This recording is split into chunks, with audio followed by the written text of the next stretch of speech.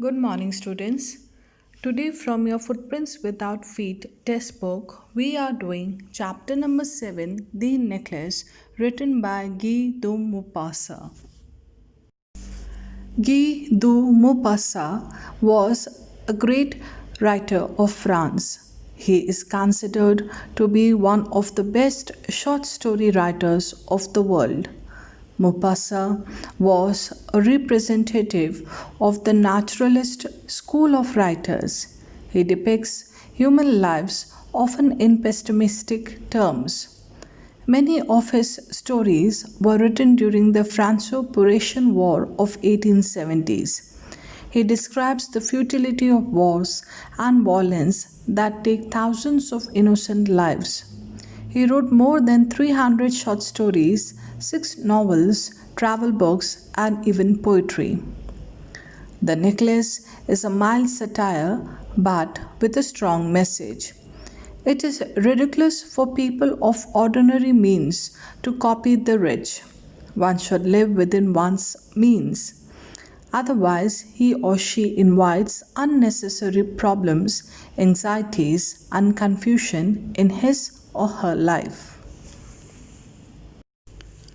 She was one of those pretty young ladies born as if through an error of destiny into a family of clerks. So, this story is about Matilda, and Matilda is pretty, beautiful, charming young lady born as if through an error of destiny, as if she was born because of the mistake of destiny. That is, she was born the bad luck to be born into a family of clerks. Clerks, that is, middle class people, middle class family. She had no dowry, no hopes, no means of becoming known, loved, and married by a man either rich or distinguished. So she was born in a middle class family, and the family was of clerks. She is beautiful, she is charming, and she is young. She had no dowry, she has no parental property. She has no hopes of becoming, and she does not have a hope that any rich man would marry her.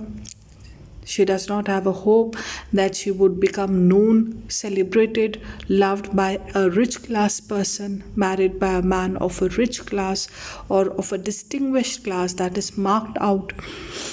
And she allowed herself to marry a petty clerk in the office of Board of Education. And she got married to a clerk, and he was like any other middle class or a normal family.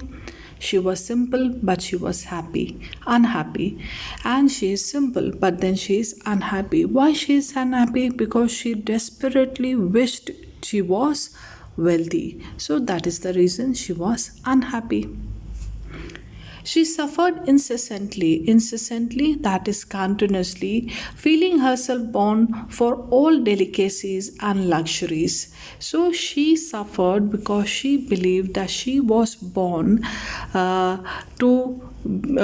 she was born to enjoy the beauties and luxuries of life. Okay, delicacies of life. She aspired to be one. She suffered from the poverty of her apartment, the shabby walls, and the worn chairs. Now she suffered. Why? Because she was sad. She was sad because she was a middle class family. So the apartment does not have that look of a rich class. It was a poor apartment. The walls were dirty. The walls were shabby. The chairs were worn out. That is much used. All these things tortured and angered her, and because of her yearning to be rich, because of her the desperate desire to be wealthy, she was angered and tortured by this. Angered and tortured because of the petty economic and social status. When she seated herself for dinner opposite her husband, who uncovered the tureen with a delighted air, saying, "Oh, the good pot pie! I know nothing better than that." So she was sitting along with her husband, and husband was uncovering the tureen. Tureen means bowl for soup, And he was happy, he was delighted. Why? When he opened one, he got a pot pie, that is a dish, and he was very happy to have one. He said after a whole day's work and exhaustion, a pot pie is a beautiful dinner.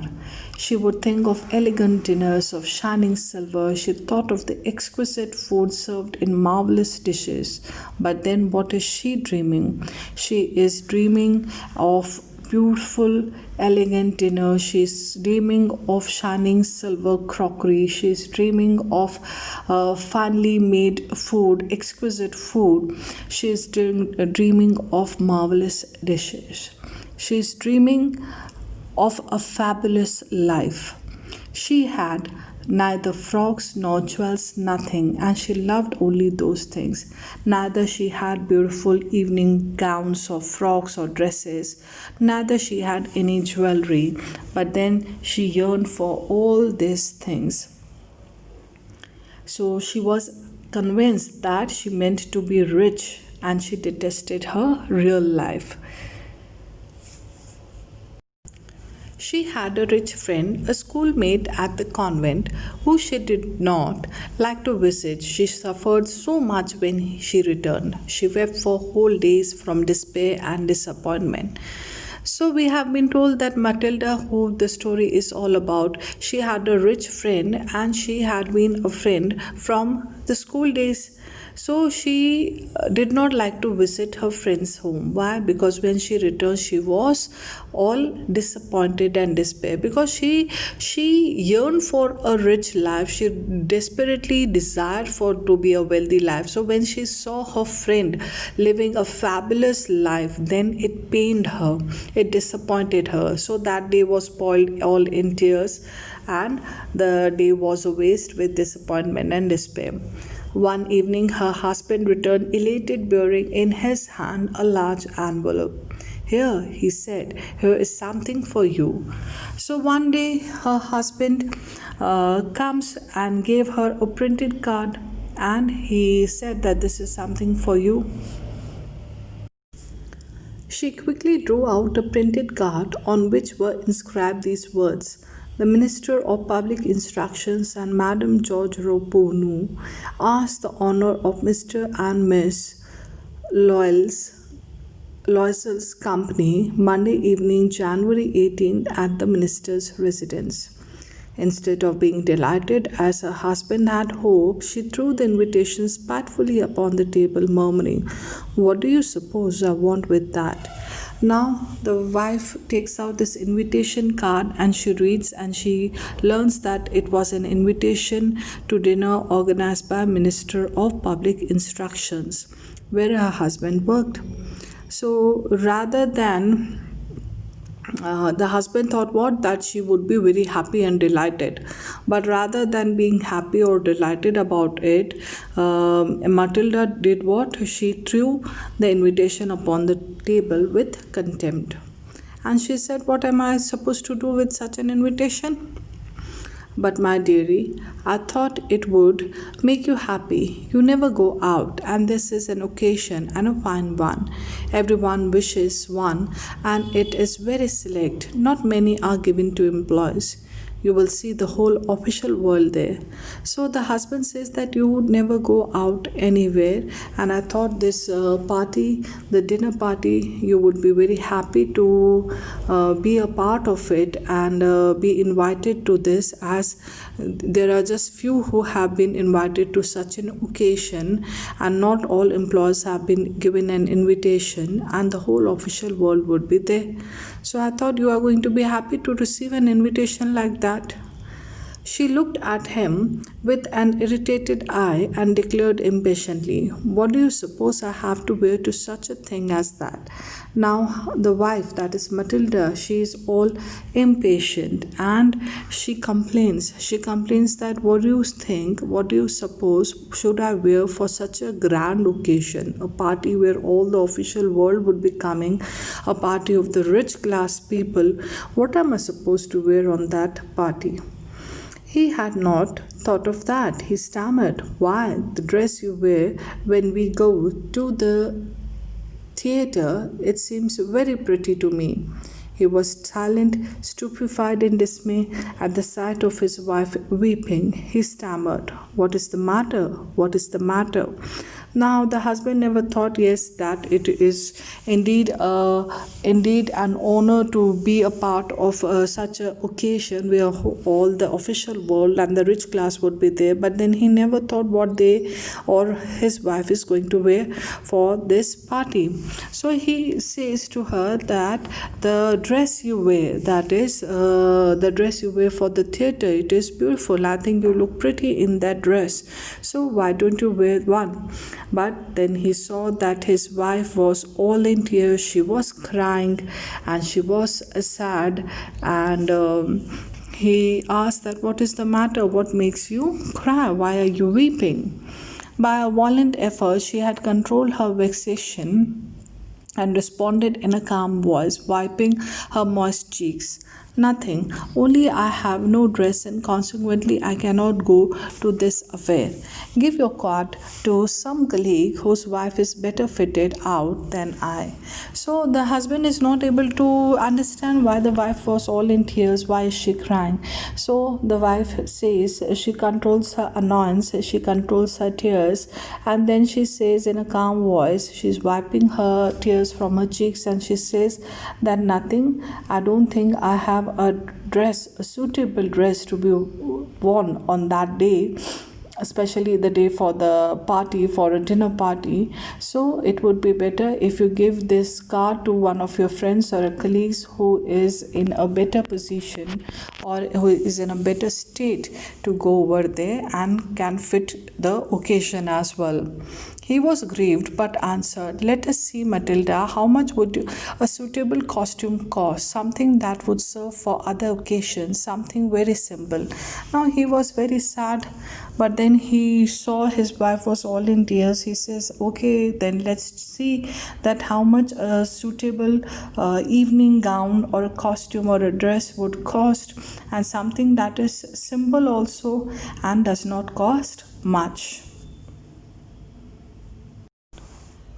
She reflected for some seconds, thinking of a sum that she could ask for without bringing with it an immediate refusal and a frightened exclamation from an economical clerk. Finally, she said in a hesitating voice, "Now, the husband asks her, when husband realizes that the wife is all in tears and she does not want to become a part of such a grand occasion of a dinner organized by a minister of public instruction. So he thought that in that case, you buy a new dress. Now wife is thinking that what should I demand? How much money should I demand? I should demand a decent money that my economical husband would not say no or refuse to give one." So she started thinking that what should I exactly quote a number where the husband agrees to that she should buy a new dress, and then she said in a hesitating voice,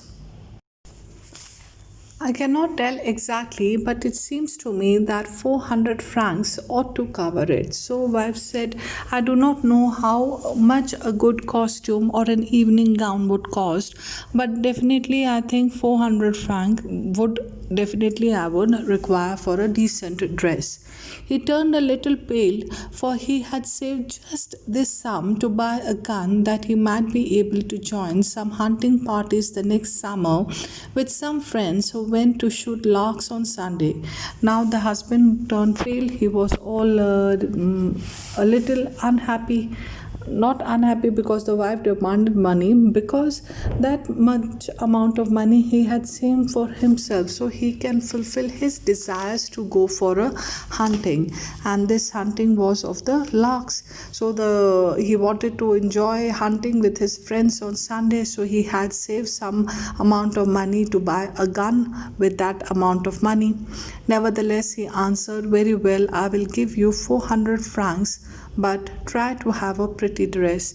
So husband says, "Okay, no problem," and he sacrifices his amount of money, the savings that he had kept for his gun, for his wife, and he said, "Okay, I'm going to go give you 400 francs to buy you a new pretty dress."